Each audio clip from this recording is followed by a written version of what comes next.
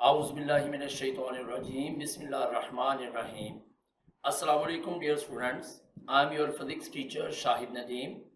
आज की इस वीडियो में या आज के इस लेक्चर में हम डिस्कस करने जा रहे हैं चैप्टर नंबर 3, यानी आज हम चैप्टर नंबर 3 को स्टार्ट कर रहे हैं। ठीक है, डायनामिक्स।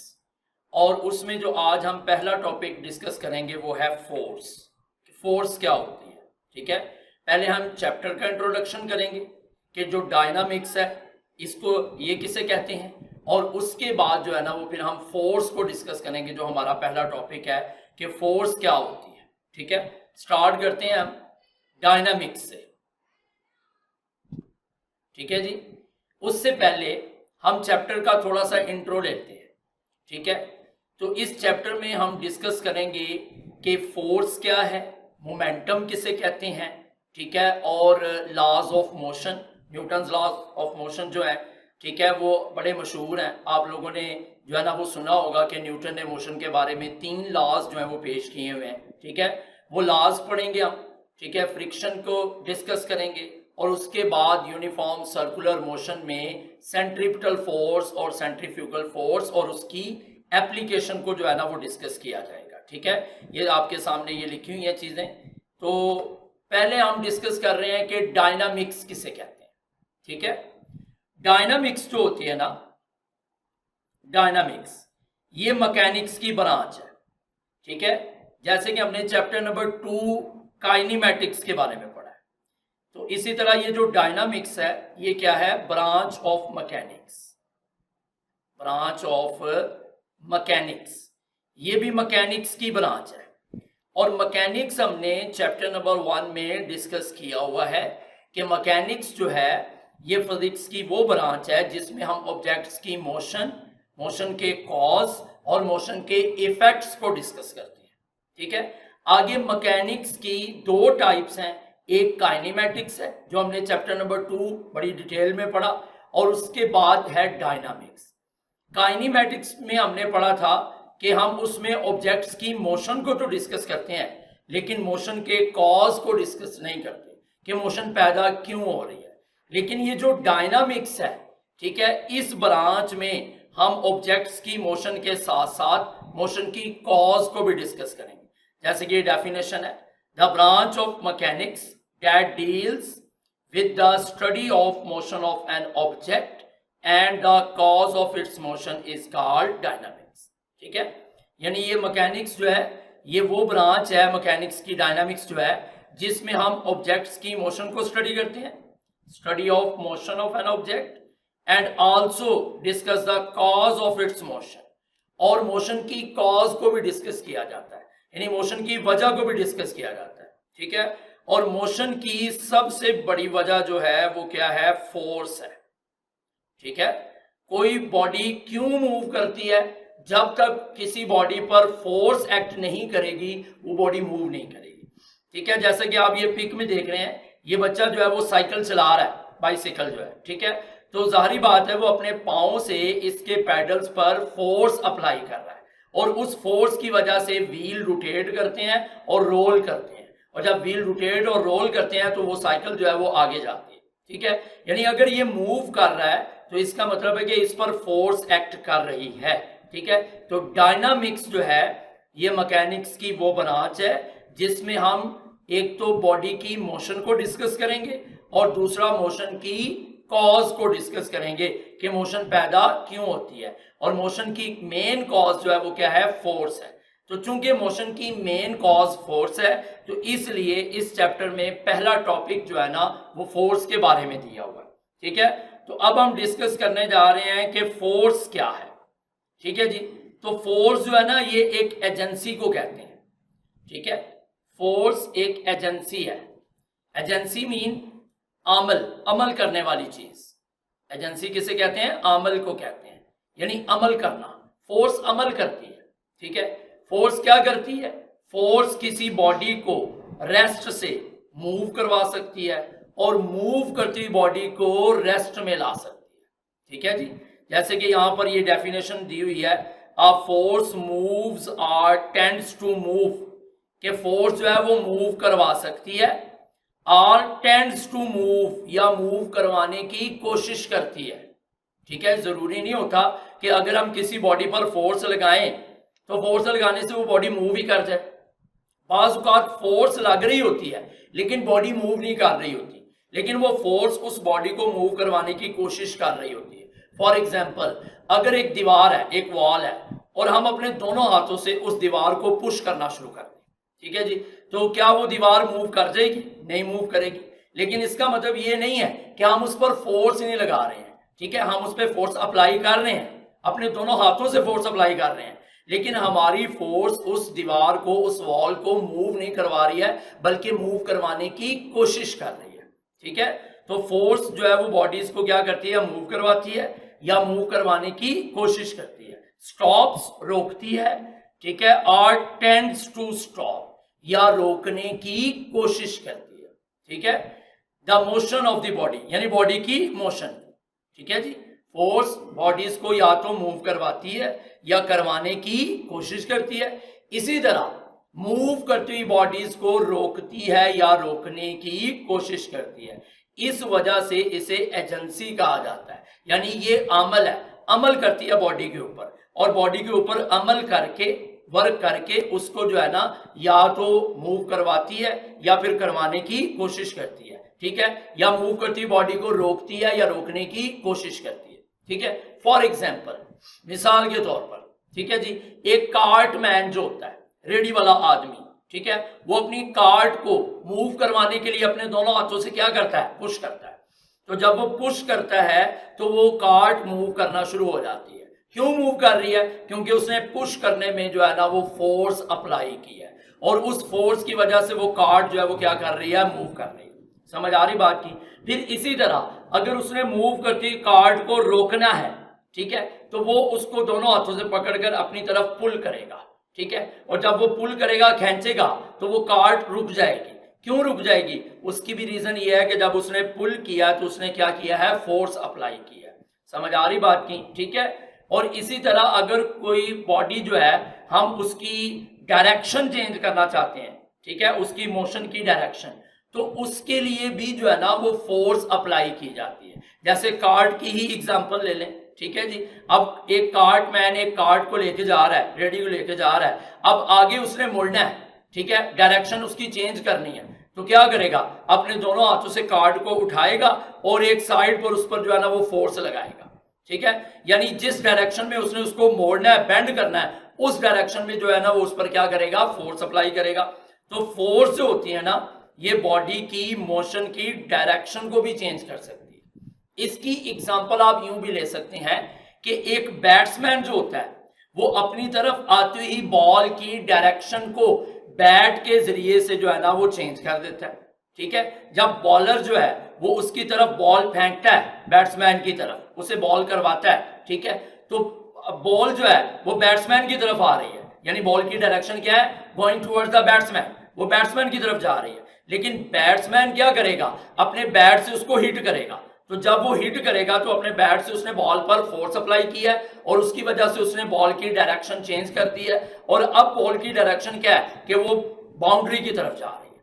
समझ आ रही बात की? ठीक है, यानी इस एग्जाम्पल से ये साबित होता है कि जो फोर्स होती है ये बॉडी की मोशन की डायरेक्शन को भी चेंज करती है। ठीक है, एक और बात, फोर्स बॉडी की शेप को भी चेंज कर सकती है। ठीक है, फोर्स अप्लाई करने से। जैसे फर्ज करें आपके पास ये एक स्प्रिंग है, ठीक है जी, ये स्प्रिंग अभी एक नॉर्मल हालत में है, अपनी नॉर्मल कंडीशन में है। ठीक है, इसके ये जो रिंग्स है ना, ये जो लूप्स हैं, इनके दरमियान डिस्टेंस नॉर्मल है। लेकिन अगर हम इसको दोनों तरफ से पकड़कर, इधर से भी और इधर से भी, दोनों तरफ से पकड़कर हम फोर्स अप्लाई कर देते हैं, ठीक है, तो ये स्प्रिंग क्या हो जाएगा? यूं स्ट्रेच हो जाएगा, ऐसे इसमें खिंचाव पैदा हो जाएगा। ठीक है, ये खिंचाव क्यों पैदा हो गया है? क्योंकि हमने इसके दोनों तरफ फोर्स अप्लाई किया और उसे स्ट्रेच कर दिया, और स्ट्रेच करने से स्प्रिंग की शेप में चेंज आ गया। समझ आ रही बात की? तो इससे क्या पता चल रहा है कि फोर्स अप्लाई करने से जो है ना वो शेप भी चेंज हो जाती है। ठीक है, तो अगर हम इसकी डेफिनेशन को कंप्लीट करें तो पहली दो लाइनें तो हम पढ़ चुके हैं, ठीक है। The force can also change the direction of motion of a body. Force body की मोशन की डायरेक्शन को भी चेंज कर सकती है, ठीक है। It can also change the shape और साइज ऑफ द ऑब्जेक्ट, और ये बॉडी की शेप या साइज को भी चेंज कर सकती है। ये जैसे कि अभी हमने इस एग्जांपल में पढ़ा है, ठीक है। ये जब हमने स्प्रिंग पे फोर्स अप्लाई किया है, स्प्रिंग स्ट्रेच हो गया है, खुल गया है, तो इससे उसका साइज भी चेंज हो गया और उसकी शेप भी चेंज हो गई है। समझ आ रही बात की? पहले से लंबा हो गया, लेंथ इंक्रीज हो गया, यानी साइज चेंज हो गया, और शेप क्या चेंज हुई है कि ये जो लूप्स के दरमियान या ये जो रिंग्स के दरमियान डिस्टेंस है, ये पहले की निस्बत इंक्रीज हो गया, ठीक है। अब इसके लूप्स अपनी पहली हालत में नहीं है। समझ आ रही बात की? ठीक है जी। फोर्स एक वेक्टर क्वांटिटी है, और वेक्टर क्वांटिटी आपको पता है उसे कहते हैं जिसकी डायरेक्शन होती है, ठीक है। तो फोर्स की डायरेक्शन है, ठीक है जी। और फोर्स चूंकि डायरेक्शन रखती है, इसलिए ये एक वेक्टर क्वांटिटी है।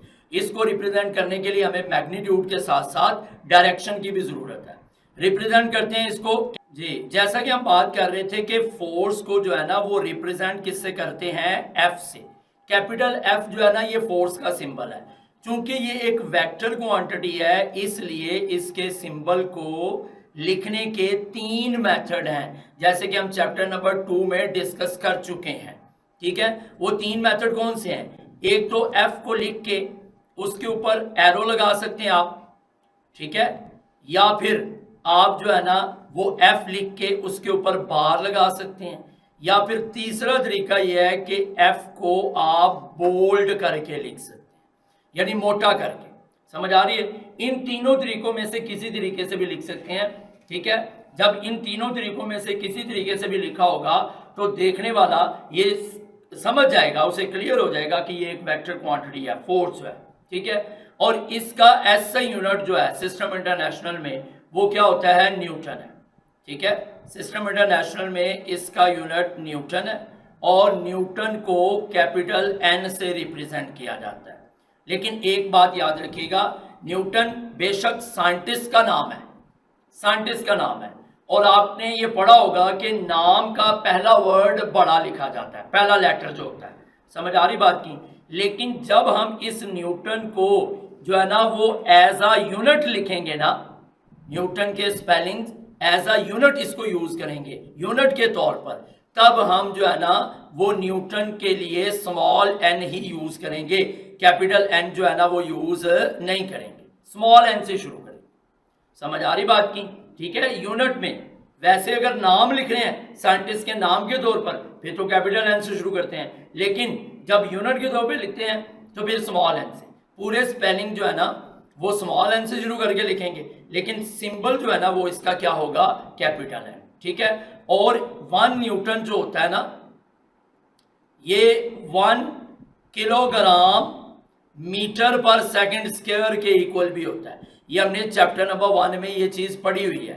फोर्स का यूनिट न्यूटन भी है, फोर्स का यूनिट किलोग्राम मीटर पर सेकंड स्क्वायर भी है, kgms-2, ठीक हो गया। और ये फोर्स का फार्मूला, फोर्स किसके बराबर होता है? Mass into acceleration, F is equal to ma, यानी फोर्स प्रोडक्ट है, किसका प्रोडक्ट है? मैस और एक्सेलरेशन का प्रोडक्ट है। समझ आ रही बात की? ठीक है।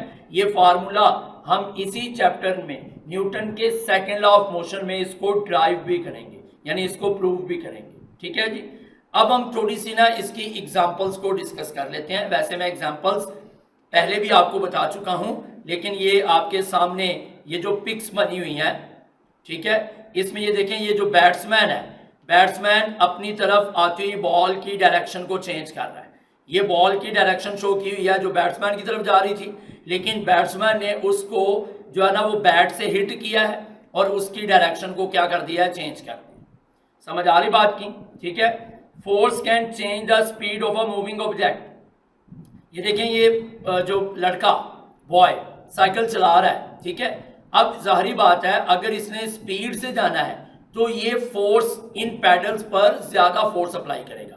जितनी ज्यादा फोर्स अप्लाई करेगा, ठीक है, फोर्स के ज्यादा होने की वजह से व्हील्स में रोटेशन ज्यादा पैदा होगी, ठीक है, और उसकी स्पीड जो है वो क्या हो जाएगी, तेज हो जाएगी। यानी इसका मतलब है कि फोर्स जो है वो बॉडीज की स्पीड को इंक्रीज करती है। ठीक हो गया। अब आप इस पिक में ये देख रहे हैं कि ये बच्चा फुटबॉल खेल रहा है, लेकिन ये गोल कीपर के तौर पर खड़ा है और ये गोल रोक रहा है, बचा रहा है। समझ आ रही बात की? तो गोल रोकने के लिए उसे क्या करना पड़ेगा कि ये वो जो फुटबॉल उसकी तरफ आ रहा है उसको अपने दोनों हाथों से पकड़कर उस पर फोर्स अप्लाई करेगा और उसे रोकेगा। ठीक है, तो इसका मतलब है कि रोकने के लिए भी, किसी बॉडी को रोकने के लिए भी फोर्स अप्लाई करनी पड़ती है, जैसे कि ये बच्चा अप्लाई कर रहा है। ठीक है, a force can stop the moving object. तो ये बॉल उसकी तरफ मूव करता हुआ आ रहा था, तो लिहाजा ये उसको क्या कर रहा है, रोक रहा है, फोर्स अप्लाई करके उसको रोक रहा है। ठीक है जी। अब इसमें देखें कि फोर्स जो है बॉडी की शेप को चेंज करती है, जैसे मैंने पहले भी आपको बताया है। यहां पर भी ये पिक दिखाई हुई है, ये देखें, ये स्प्रिंग है, ये ऑब्जेक्ट है स्प्रिंग। समझ आ रही बात की? ये इस वक्त अपनी नॉर्मल हालत में, ठीक है, लेकिन अब ये इसके ऊपर एक वेट रख दिया गया है। ठीक है, ये इसके ऊपर एक वेट या कोई हैवी ऑब्जेक्ट रख दिया गया है और उसके रखने से क्या हो गया है, ये स्प्रिंग कंप्रेस हो गया। ठीक है, यहां पर इसके लूप्स के दरमियान आप डिस्टेंस देखें और यहां पर इसके लूप्स और रिंग्स के दरमियान डिस्टेंस देखें, डिक्रीज हो गया। इसका मतलब ये है कि इससे इस स्प्रिंग की शेप भी चेंज हो गई है और इसका साइज भी जो है ना वो क्या हो गया है, चेंज हो गया है पहले की निस्बत। पहले इसका साइज ज्यादा था, अब इसका साइज डिक्रीज हो गया है, इसकी लेंथ कम हो गई है। तो इसका मतलब ये है कि फोर्स जो होती है ना, ये बॉडी की शेप और साइज दोनों को चेंज कर सकती है। ठीक है, या इसकी मिसाल आप यूं भी ले सकते हैं, आप एक एप्पल लेते हैं और एक नाइफ लेते हैं। समझ आ रही बात की? ठीक है, नाइफ को एप्पल के ऊपर रख के, ठीक है जी, जब आप फोर्स अप्लाई करते हैं उस नाइफ पे, ठीक है, तो एप्पल क्या हो जाता है, कट जाता है, दो पीस हो जाते हैं उसके। इसका क्या मतलब है कि आपने फोर्स अप्लाई किया और एप्पल की शेप को जो है ना वो क्या कर दिया है, चेंज कर दिया। ठीक है जी, तो ये था आज का हमारा टॉपिक। उम्मीद है कि आपको बहुत अच्छे तरीके से समझ आ गई होगी। ठीक है जी, अब हम मिलेंगे नेक्स्ट वीडियो में नेक्स्ट लेक्चर के साथ। तब तक के लिए इजाजत दीजिए, अपना ख्याल रखिएगा। अल्लाह हाफ़िज़।